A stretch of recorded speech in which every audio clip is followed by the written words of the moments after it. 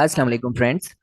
Welcome to your own channel, Learn with us. And today we are going to discuss about the current situation in Gaza.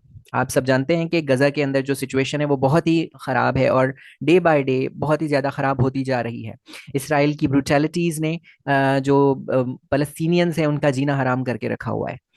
Let's dive deeper into it और current facts and figures को जानते हैं और different news जो agencies हैं और जो उनकी हेल्थ मिनिस्ट्री है उसके हम जो है फैक्ट्स और डेटाज को कलेक्ट करके आपको जो है करंट सिचुएशन के बारे में मैपिंग करके बताएंगे।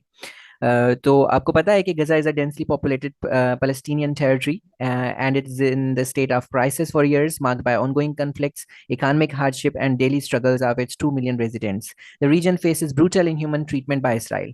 अच्छा, इसकी जो हिस्ट्री है वो तो बहुत ही पुरानी है और इनके जो कॉन्फ्लिक्ट हैं वो भी बहुत पुराने हैं, लेकिन करंट जो सर्ज है हम उसको आज कवर करने वाले हैं जैसे कि टॉपिक सजेस्ट कर रहा है। तो we will talk about just current situation.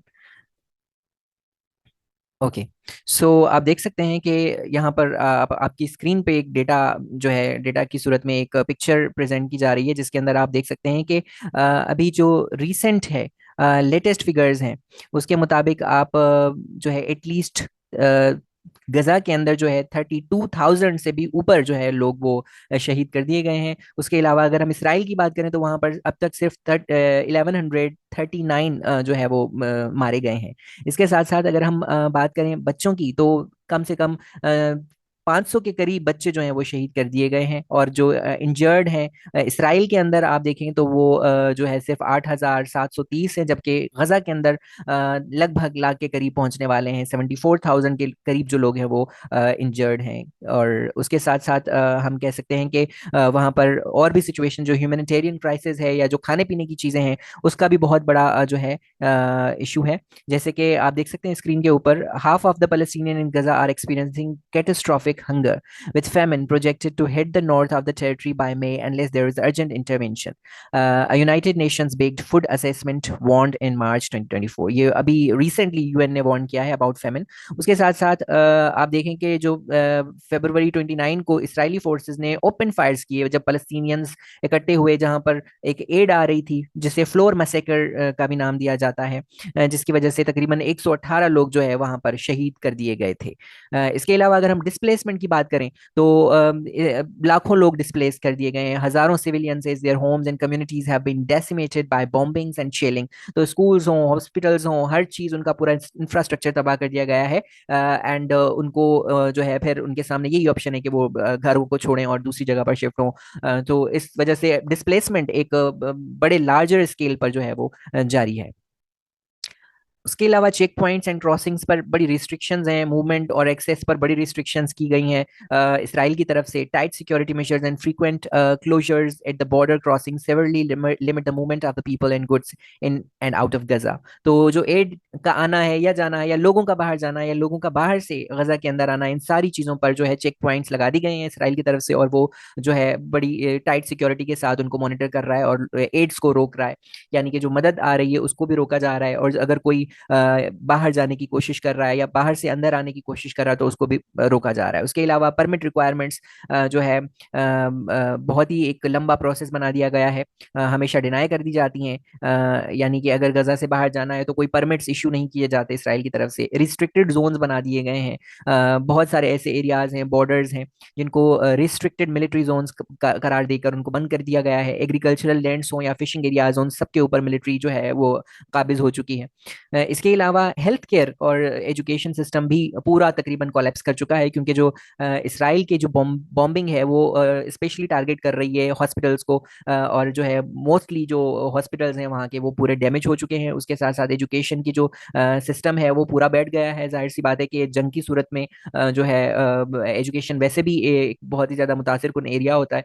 उसके अलावा अगर हम बात करें इंफ्रास्ट्रक्चर की तो आप देख सकते हैं कि ये करंट डेटा आपके सामने है जो कि अल जजीरा के चैनल से हमने उठाया है इस डेटा को, और इसके अंदर आप देख सकते हैं कि 267 वर्शिप प्लेसेस जिसमें मॉस्क आ जाती हैं या अदर रिलीजन अगर वहाँ पर हैं तो उनकी मॉस्क को उनकी जो रिलीजियस प्लेसेस हैं उनको डैमेज कर दिया गया है। उसके अलावा 392 एजुकेशनल फैसिलिटीज डैमेज कर दी गई हैं। 3,60,000 से ज़्यादा जो घर हैं वो तबाह कर दिए गए हैं या डैमेज हैं। उसके अलावा 35 में से 12 ऐसे हॉस्पिटल्स हैं जो पार्शियली फंक्शनल हैं, यानी कि वो प्रॉपर तरीके से काम नहीं कर रहे। उसके अलावा जो ग्राउंड वाटर वेल्स हैं वो ऑपरेशनल नहीं रहे, 83% उनको डैमेज कर दिया गया है, 11 बेकरीज डिस्ट्रॉय कर दी गई हैं। तो आप देख सकते हैं कि टोटल पॉपुलेशन सिर्फ 2.3 मिलियन है और उसके अंदर आप इतना बड़ा डिस्ट्रक्शन आप देख रहे हो। तो ये उनके लिए एक जाहिर सी बात है, बहुत ही एक डिफिकल्ट जो है सिचुएशन है। ये डेटा आपको अक्टूबर 2023 तक का दिया जा रहा है, जो कि उनके अक्टूबर 23 से लेकर अब तक जो मार्च 14 है उस तक का डेटा आपको दिया जा रहा है। यानी कि जब से ये जंग शुरू हुई है अक्टूबर 7 से लेकर अब तक, तो जो है इतनी हैवी जो है डिस्ट्रक्शन वहां पर की गई है। अगर हम बात करें दुनिया के रद्दमल की, इंटरनेशनल रिस्पांस की, तो जैसे कि आप जानते हैं कि मुस्लिम कम्युनिटीज, जो मुस्लिम कंट्रीज हैं वो कंडेम कर रहे हैं, टर्की हो, ईरान हो, पाकिस्तान हो, सऊदी अरेबिया हो, वो लोग इसको कंडेम कर रहे हैं। जबकि वेस्टर्न कंट्रीज जो है उनको एक रिटेलिएटरी मूव करार दे रहे हैं, एक डिफेंस स्ट्रेटेजी का नाम दे रहे हैं, और वो जो है इसराइल को एक डिप्लोमेटिक कवर भी दे रहे हैं, उसके साथ साथ एक अमेरिका की सपोर्ट भी उसको हासिल है। तो international community has engage in diplomatic dialogues and negotiations to find a peaceful resolution to the conflict. उसके अलावा अगर ह्यूमैनिटेरियन एड की बात करें, तो ह्यूमैनिटेरियन एड जो ऑर्गेनाइजेशंस हैं, वो जो सप्लाई करती हैं उनको इसेंशियल चीज़ें, उनको बहुत ही मुश्किल का सामना करना पड़ रहा है, क्योंकि बॉर्डर को स्ट्रिक्टली बंद कर दिया गया है इसराइल की तरफ से, और बहुत ही कम तादाद में, जैसे कि हमने पहले डिस्कस किया कि एक जगह पर जहां पर पैलेस्टीनियंस इकट्ठा हुए थे, फ्लोर उनको की एड मिलने वाली थी, तो वहां पर जो है ओपन फायर इसराइल ने कर दिया। तो एक ह्यूमैनिटेरियन एड जो है वहां पर वो भी एक बहुत बड़ा इशू बना हुआ है। उसके साथ साथ सीज फायर एग्रीमेंट्स की अगर हम बात करें, तो बहुत सारे एग्रीमेंट्स की पेशकश की गई है, लेकिन हमेशा आप देखेंगे कुछ ऐसे कंट्रीज हैं जैसे कि यूनाइटेड स्टेट्स ऑफ अमेरिका है, वो हमेशा इस चीज़ को ब्लॉक कर देता है, क्योंकि वो परमानेंट मेंबर है यूनाइटेड नेशन का, तो उसके पास वीटो की पावर है। तो जब भी कोई ऐसा एग्रीमेंट बिल पेश होता है यूनाइटेड नेशंस में, तो वो उसको वीटो कर देता है, जिसकी वजह से सीज फायर के एग्रीमेंट्स अब तक इंप्लीमेंट नहीं किए जा सके। उसके अलावा अगर हम पीस प्रोसेस की बात करें, तो जो एफर्ट्स हैं वो चल रही हैं, कतर हो या पाकिस्तान जैसे कंट्रीज हो या सऊदी अरेबिया हो, दे आर फैसिलिटेटिंग इट, लेकिन अब तक कोई भी एक सस्टेनेबल सोल्यूशन मिल नहीं सका है।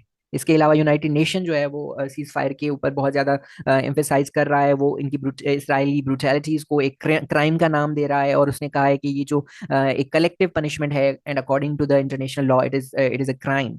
अच्छा, इसके अलावा अगर हम सस्टेनेबल सोल्यूशन की बात करें इस पूरे मामले के ऊपर, जो गजा फ़लस्तीन का और इसराइल का इशू है, तो वो जो हल है वो जाहिर सी बात है यूनाइटेड नेशंस के जो रेजोल्यूशंस हैं जो कि पास हैं लेकिन इम्प्लीमेंटेड नहीं है, उनके ऊपर इम्प्लीमेंटेशन करने से ही होगा। उसके अलावा डिप्लोमेसी का होना बहुत ज़्यादा ज़रूरी है, एक प्रोसेस, सारी पार्टीज को मिलकर इसके ऊपर काम करना होगा। पावरफुल कंट्रीज को, जितने भी पावरफुल प्लेयर्स हैं इस पूरी सिचुएशन में, उनको जो है इंट्रोस्पेक्शन की ज़रूरत है। उसके अलावा rebuilding, the world needs to get united to rebuild the Palestine, क्योंकि जो वहां पर डैमेज हो चुका है वो बहुत ही हाई लेवल का है, और उसको जो है कंपनसेट करना, उसको रिहेबिलिटेशन की तरफ ले जाना इज अ ह्यूज टास्क, जिसको कलेक्टिवली किया जा सकता है। उसके अलावा अगर हम एड एंड सपोर्ट की बात करें, तो एक नए प्रोविजंस लाने चाहिए ह्यूमैनिटेरियन असिस्टेंस के लिए, ताकि जो वहाँ के लोग हैं जो कि फेमिन का शिकार हैं, जो कि रिसोर्सेज की ना होने की वजह से डिफरेंट डिजीजेस के अंदर जो है मुब्तला हैं, तो उनकी हेल्प की जा सके।